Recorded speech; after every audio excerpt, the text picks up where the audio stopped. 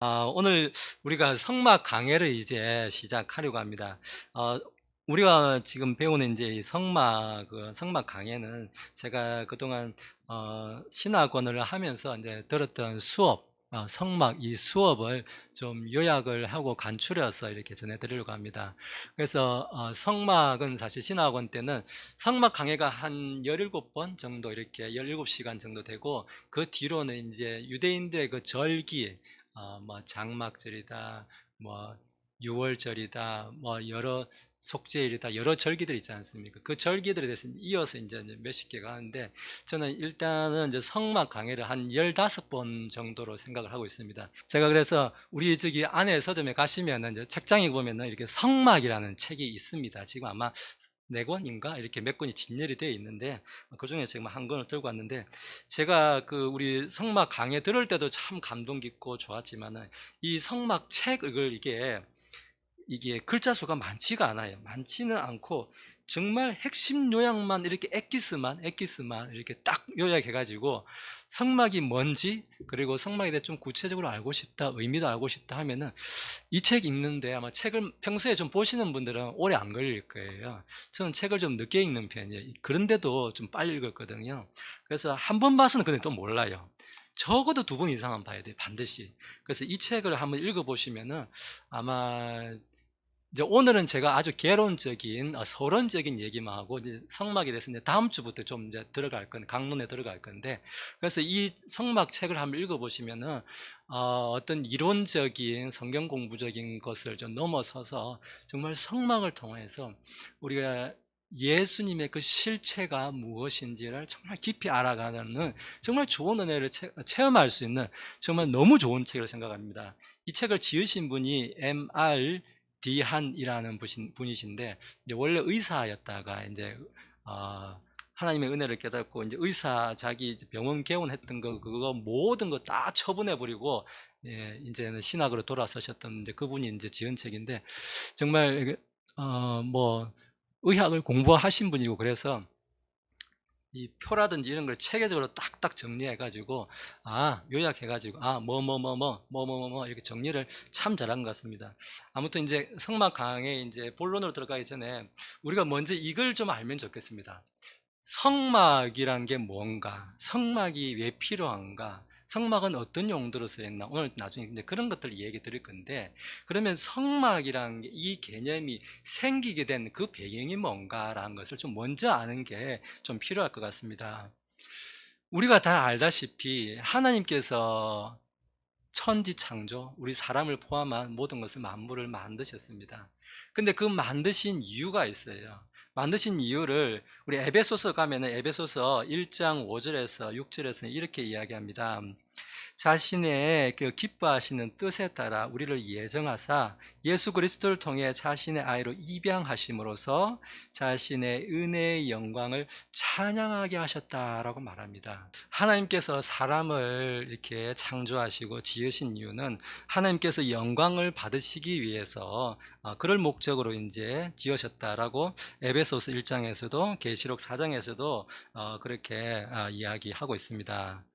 그래서 이제 사람은 하나님께 예배를 드리면서 영광을 드려야 되는데, 우리가 알다시피 창세기 3장에 가면 무슨 일이 있었냐면은, 그 아담과 이브가 하나님께 이제 범죄하게 되죠. 먹지 말라고 하는 이제 선악과를 이제 먹음으로써 사람한테 이제 죄가 들어오게 되고 타락이 되고, 그러면서 이제 원래 아담과 이렇게 하나님이 에덴 동산에서 같이 거닐기도 하면서 이렇게 서로 대화하고 같이 이게 교제하고, 이제 원래 그러한 상태가 있다가 하나님과 이제 멀어진 상태가, 이제 죄로 인해서 이제 멀어진 상태가 돼버린 거죠. 그래서 이제 하나님과 우리가 다시 이제 교제가, 회복이 필요한 상태가 먼저 되었다는 것입니다. 그래서 그 회복을 이제 하기 위해서 인간이 하려고 했던 게 뭐냐? 우리 아담과 이브가 보니까 무화과 잎을 가지고서 자기의 이제 수치를 이제 가리는, 이제 그렇게 시도를 했던 겁니다. 근데 무화과 잎은 어떻습니까? 햇빛이 나거나 하면은, 시간이 지나면은 곧 말라서 시들어 버린다는 거죠. 근데 그런 것들이 바로 어떤 거냐? 종교적인 행위라든지 바로 이런 것들이 무화과 잎으로 자기의 허물을, 죄를 가리려고 하는 시도가 바로 이런 거라는 겁니다. 근데 그런 것으로서는 이 죄라는 것은 인간한테 있는 그 죄를 가릴 수도 없고 제거할 수도 없다. 하나님과의 그 교제가 다시 회복될 수가 없다라는 것입니다. 그래서 하나님께서 이 다시 교제가 회복되는 방법으로 제시해 주신 것이 뭐냐? 대신 속죄. 누군가는 이 죄를 대신해서 반드시 죽어야 하는 그 대신 속죄 교리를 하나님께서 보여주신 겁니다. 그 창세기 3장에 가면 하나님께서 아담과 이브를 위해서 이제 가죽옷을 지어주는 사건이 이제 창세기 3장 21절에 보면 어떤 짐승을 죽여가지고 가죽옷을 이제 지어주심으로써 희생이 필요하다. 반드시 누군가의 피를 흘려야만 이런 일이 있을 수 있다. 죄를 가릴 수 있다라는 것을 이제 보여주시게 됩니다. 그리고 창세기 22장에 가면은 우리 아브라함 이삭을 이제 드리려고 하는 이제 그런 장면이 나오지 않습니까? 근데 그때에 이삭을 해하려는 것을 멈춰라고 하고 그 수풀에 이제 뿔이 걸려 있는 어린 양이 나오지 않습니까? 이제 그래서 어린 양을 통한 대신 속죄를 이제 창세기 22장에서 하나님께서 보여주시게 됩니다. 그리고 사실 오늘 수업에서 반드시 기억해야 될 한 절이 있습니다. 우리가 히브리서 9장 22절입니다. 이게 우리가 너무나도 유명한 말씀인데 히브리서 9장 22절 보면은 율법에 따라 거의 모든 것이 피로서 깨끗하게 되나니, 여기 제일 중요합니다. 피 흘림이 없이는 사면이 없느니라, 이렇게 말씀합니다. 하나님께 나아가는 방법은, 유일한 방법은 반드시 피를 흘림으로써만 다시 나아갈 수 있다, 교제가 회복될 수 있다라고 이제 하나님께서 말씀해 주신 것입니다. 자, 그러면 이제 성막이라는 것이 뭔가, 성막이라는 정의를 어떻게 정의할 수 있나. 출애굽기 25장에 가면 21절에서 22절에서 이렇게 말씀합니다. 너는 긍휼의 자리를 궤 위에 두고 내가 네게 줄 증언을 궤 속에 넣을지니라. 거기서 내가 너와 만나고 긍휼의 자리 위 곧 증언궤 위에 있는 두 그룹 사이에서 너와 대화하되 내가 이스라엘 자손을 위해 내게 명령으로 줄 모든 것에 관하여 대화하리라. 여기 보니까 22절에 보니까 뭐라고 말씀하시냐면은 너와 만난다라고 하나님께서 말씀해 주고 있습니다. 그래서 성막이라는 것은 뭐냐? 인간이 하나님을 만나는 장소가 바로 성막이다라고 말씀합니다. 또 히브리서 가면은 히브리서 9장 12절에서 이렇게 말씀합니다. 염소와 송아지의 피가 아니라 자기 피를 힘입어 단 한 번 거룩한 곳에 들어가서 우리를 위하여 영원한 구속을 얻으셨다라고 이야기하고 있습니다. 여기는 누구를 이야기하냐면 예수님을 말하고 있습니다. 영원한 구속을 얻는 방법은 염소나 송아지 피, 이런 피가 아니라 오직 예수님이라는 것입니다. 그래서 성막의 실체는 우리가 피를 통해서 나아가는데 그 실체는 누구를 가리키는 것이냐? 바로 예수님을 통하여 우리가 하나님께 나아가는 것이다 라고 말해주고 있는 것입니다. 그래서 우리가 하나님이 우리와 함께 하시는 곳이 이 성막인데 곧 우리 주 예수님을 일컫는 곳이다 라고 우리가 말할 수 있습니다. 지금 이 시대에 우리에게 거하시는 예수님은 누구십니까? 바로 성경에서는 성령님, 예수님이 대신하여 보내주신 성령님이 우리 가운데 이제 함께 거하고 계신다. 그러한 의미에서 이제 베드로전서 3장에서 우리를 누구라고 이야기합니까? 우리가 성전이다 이야기해요. 왜? 하나님께서 우리 안에, 여기에 지금 내 안에 이 육신을 성전 삼으시고 계시기 때문에 우리가 성전이다라는 겁니다. 우리가 어떤 의미에서 성막이다라고 이제 말씀을 드릴 수가 있는 겁니다. 그래서 제가 이제 몇 가지를 성막이 뭐냐 말씀을 드렸는데, 저는 이 긴 거 안 좋아합니다. 한 줄로 뭐냐? 성막은 예수님의 대신 속죄의 모형이 바로 성막이다라고 오늘 말씀해주고 있는 것입니다. 자, 그러면 이렇게 그림이 없으니까 좀 재미가 없을 수가 있습니다. 그죠? 그래서 여기 빨간 거 점 같은 거 보이세요, 혹시? 예, 점이 움직이죠. 여기 이제 성막의 이제 평면도를 이제 가져왔습니다. 성막의 평면도를 보면은, 성막이라는 게 이렇게 큰 게 다 이게 성막이고, 요 바깥 이거 여기는 성막이 아니에요. 지금 이게 여기서부터 여기 이렇게 사각형 이것만 성막이고, 성막 주변으로 12지파가 이렇게 진을 치고 이렇게 동서남북으로 이렇게 흩어져서 이렇게 항상 이렇게 거주를 하였던 것입니다. 그래서 성막에 보면은 우선 성막의 크기가 얼마나인가 보니까, 이 가로와 이게 세로로 이렇게 말할 수 있는데, 가로 길이가 보면은 성경에 100 큐빗이라고 되어 있습니다. 100 큐빗은 약 45m다라고 이렇게 말하고 있습니다. 왜냐하면은 한 큐빗이 얼마냐? 이게 사실은 원래 시대마다 좀 달라요. 로마 시대 다르고 고대 이집트 시대 좀 달라요. 딱 조금씩 이거 한 5cm 왔다 갔다 하고 있는데, 대체적으로 1큐빗은 우리 여기서부터 요 끝까지 있죠. 이거 팔꿈치부터 손끝까지 이렇게 했을 때 요게 1큐빗이라고 알려져 있습니다. 그럼 요걸 이제 사람마다 또 다를 수가 있겠죠. 이게 이 길이가. 그래서 저처럼 손이 좀 이렇게 뭉퉁하고 못생기고 짧은 사람들은, 팔도 짧고 다 짧아요. 이런 사람들은 좀 짧은데 보면은 이게 대충 한 45cm 돼요. 대충 45cm 되는데, 그래서 45cm를 1큐빗이라고 보통 말하고 있습니다. 그래서 100큐빗은 얼마냐? 한 45m이다 라고 이렇게 생각하시면 될 것 같습니다. 축구장을 놓고 보면 축구장의 한 반 정도 길이 되는 게 성막의 가로 길이다.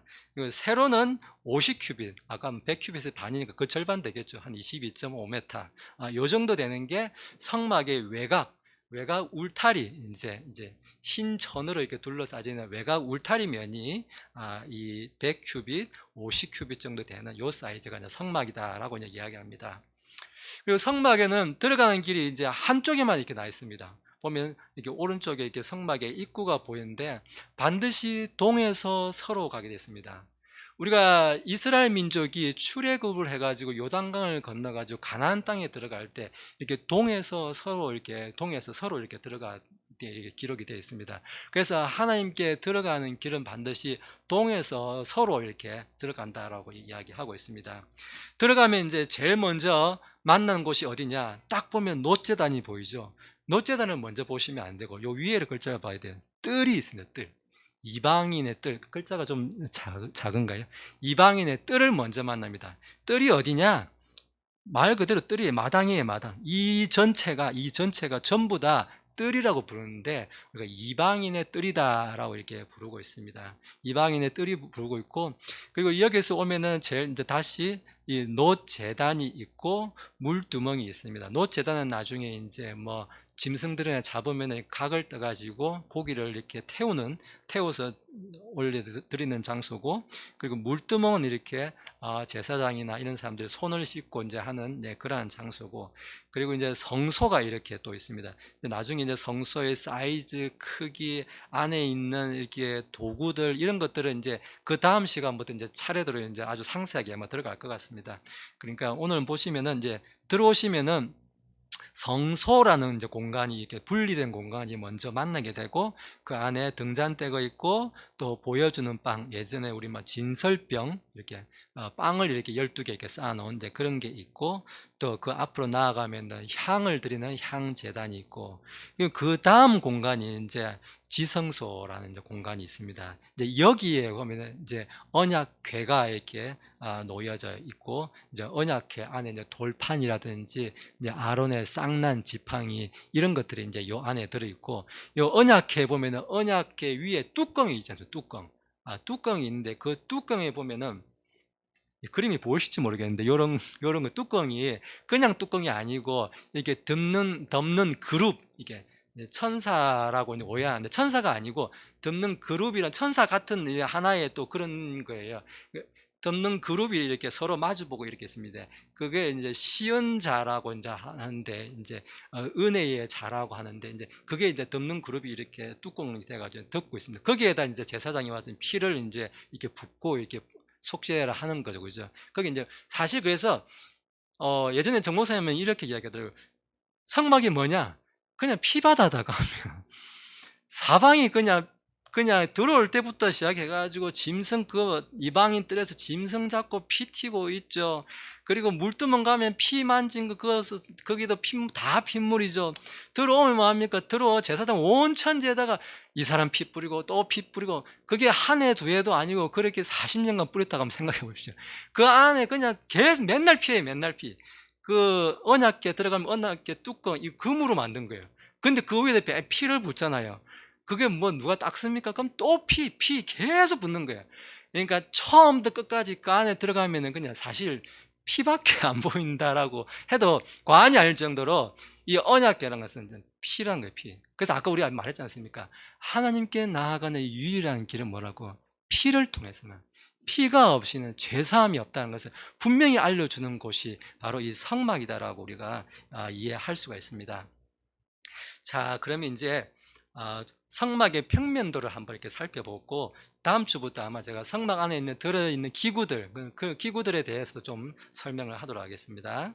자, 그럼 우리가 지금 이 시대에 지금 신약 시대라고 하지 않습니까? 신약 시대 아까 제가 말했는데 우리가 지금 뭐 짐승을 데려와 가지고 지금 뭐 각을 뜨고 이렇게 뭐 할 일이 전혀 없어요. 근데 물론 지금도 하는 교회는 있긴 있습니다. 이해는 안 되지만은 이제 그런 분들은 또 다양한 다른 목적이 있을 거예요. 아까 말씀드렸던 강문호 목사님 그런 분들도 이제 몇 번 하고 했다고 하시던데 또 다른 분도 제가 아는 분도 이제 한다는 분도 있던데 해주는 목적이 요렇게 실감나게 한번 딱 해주면은 그냥 머리에 박혀가지고 트라우마가 생겨가지고 안 까먹으면 꿈에도 나온다고 하더라고요. 얼마나 이게 잔인한 장면이냐면은 짐승이 있잖아요.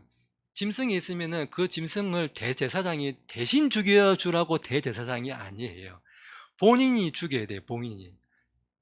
제사장은 뭐 하냐면은 가면은 칼만 딱 넘겨줘요, 이렇게. 나 이 칼 써라라고 이 칼로 죽이시오 하고 칼만 딱 넘겨주고 본인이 그 칼 잡고 이렇게 짐승 이렇게 잡고 지금 뭐 하시는 분들 얘기 들으니까 나 눈을 서로 마주 본대요. 그 짐승하고 염소나 이렇게 마주 보고 있는데 거기다 이제 칼을 꽂아야 돼요. 아이고. 그러니까 아마 이 지금 우리 성도님들 과연 그걸 할 수 있겠습니까 싶습니다. 근데 저는 좀 죄송한 얘기인데 사실 제가 많이 한 게 동물 실험이잖아요. 저는 동물을 많이 죽여봤거든요. 사실 그래서 별로 저는 안 떨려요. 죄송한데. 그래서 이 동물들을 저는 시골에 있을 때도 돼지도 잡아봤어요. 이렇게 칼로 가지고 이렇게 해가지고 안에 내장 다 꺼내고 그냥 머리부터 발끝까지 해부도 다 해봤거든요. 산에 멧돼지 있잖아요. 저희 아버지 멧돼지를 잡아온 거예요. 그래서 잡아 산돼지 진짜 야생 산돼지. 야생 산돼지 얼굴 한번 봤습니까? 어떻게 생겼는지. 기절합니다, 진짜. 세상에서 이렇게 험하게 생긴 게 다, 집에 멧돼지는 천사도 그렇게 천사가 없어요. 근데 산에 멧돼지는 진짜 무섭게 생겼어요. 얼굴이 이만해가지고, 그걸 이렇게 제가 두 마리를 해봤어요. 한 마리도 안 잡고 두 번이나 잡아가지고, 그 큰 거를 사람 네 명이서 들었어요. 너무 무거워가지고. 그걸 한번 제가 다 해체하고 이런 걸 해봤는데, 지금 이 시대에 우리가 이 짐승을 죽이고 하는 일은 하지는 않을 거예요. 근데 그러면 성막을 우리가 지금 도대체 왜 배우나? 로마서 가면은 로마서 15장 4절에서 이렇게 말씀합니다. 무엇이든지 전에 기록된 것은 우리의 배움을 위하여 기록되었으니 이것은 우리가 성경 기록들이 주는 인내와 위로를 통해 소망을 가지려 함이라. 전에 기록된 것은 우리의 배움을 위해서 기록된 것. 교훈을 주기 위해서 기록된 거지 이걸 꼭 지금 따라서 해라라고 지금 준 것은 아닙니다, 물론. 그래서 우리 계시록 21장에도 있지만은 이 성막이 아까 이제 각 여러 도구들이 막 이렇게 진열이 되고 있지 않습니까? 도구가 있고 그런 배열 순서가 있고 길이가 있고 이런 것들이 하나하나가 그냥 막 우리가 사람들이 그냥 편한 대로 정한 게 아니라는 것입니다. 이거 보면 지금 3번에 나왔지만 하나님께서 다 설계해가지고 말씀으로서 다 정해주신 건 겁니다. 왜 그렇게 정했냐?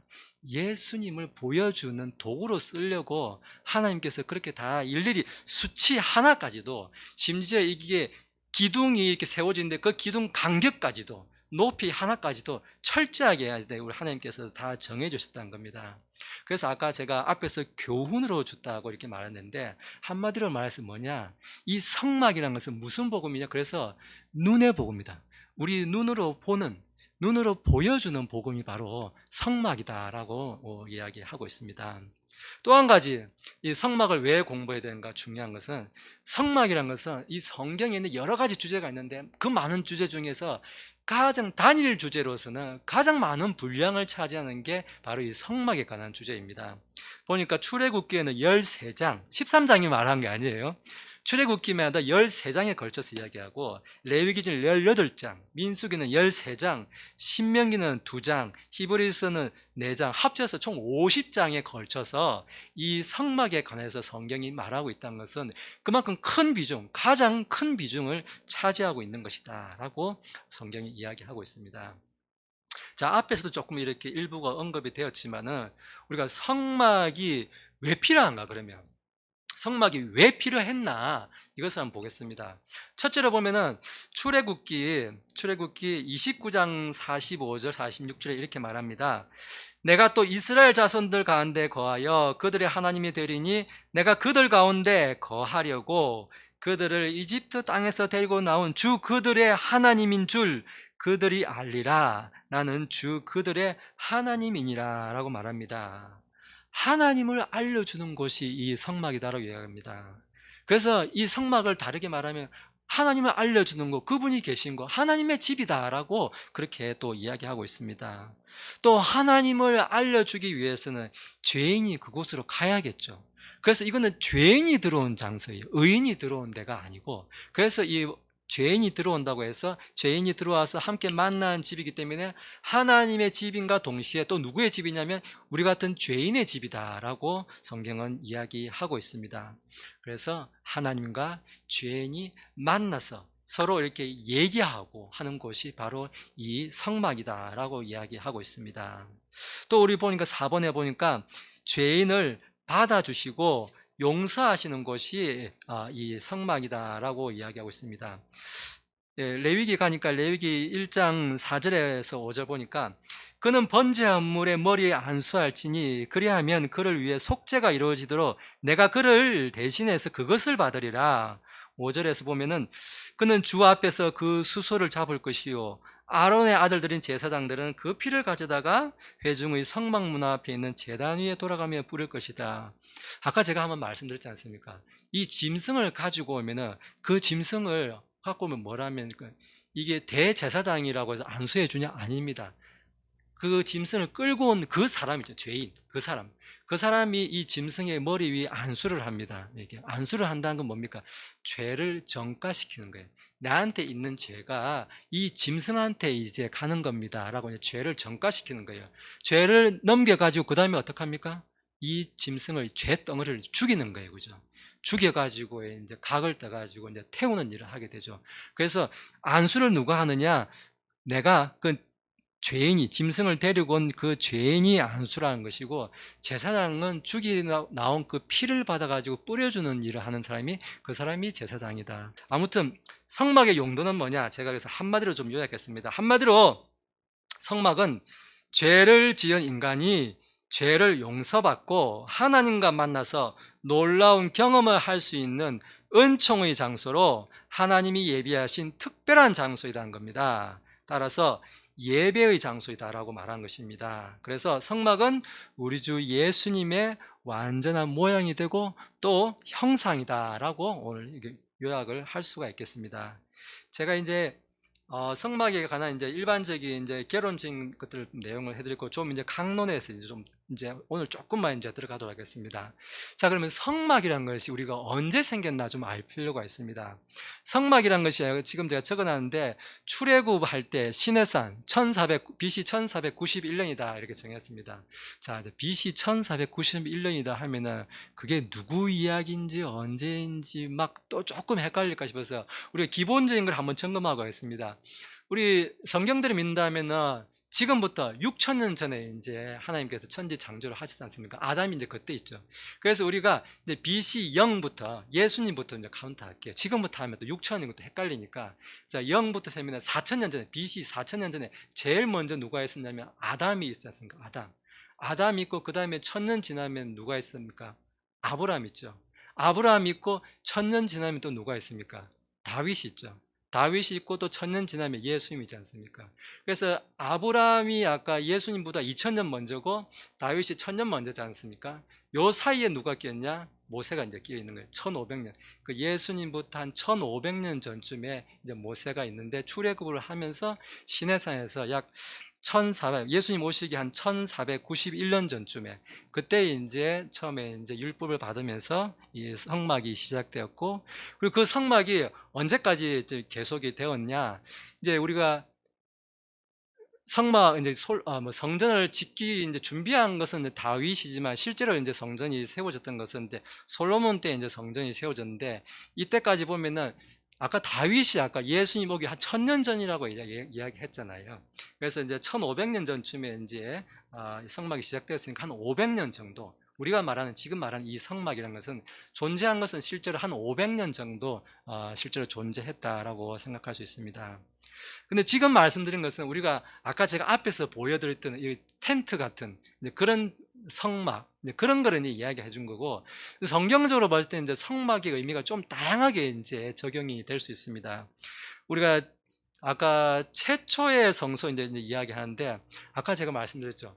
성소라는 데가 어떤 것입니까? 한마디로 말해서 하나님의 집이고 하나님과 사람이 만나는 곳이라고 이제 아까 제가 말씀을 드렸지 않습니까? 이제 그런 의미로 놓고 볼 때 우리가 에덴 동산이 최초의 성소다, 하나님과 사람이 함께 거했던 성소다라고 말할 수가 있고, 두 번째는 성소는 어디냐? 제가 저 성소를 성소라 좀 잘못 쓴 것 같네요. 예. 이게 이렇게 90도 돌려서 이렇게 보시면 아마 성소라고 보이실 것 같아요. 이렇게. 예. 예, 그리고 두 번째 성소는 어디냐? 지금 우리가 배우고 있는 이 광야에 있었던 한 500년 정도 있었던 이 텐트처럼 생긴 이게 바로 이제 광야의 성막이 이제 성소라고 할 수 있고, 또 세 번째 성소는 어디냐? 아까 제가 말했던 솔로몬 성전.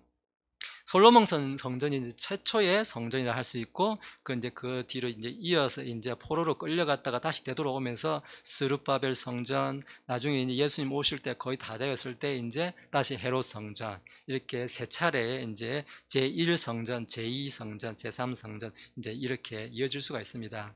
그리고 네 번째 성소는 예수 그리스도와 우리 교회, 지금 우리를 말한 거예요. 이 건물을 또 생각하시면 안 돼요. 지금 이거 우리 건물 이름이 생각이 안 나네요. 하여튼 무슨 프라자.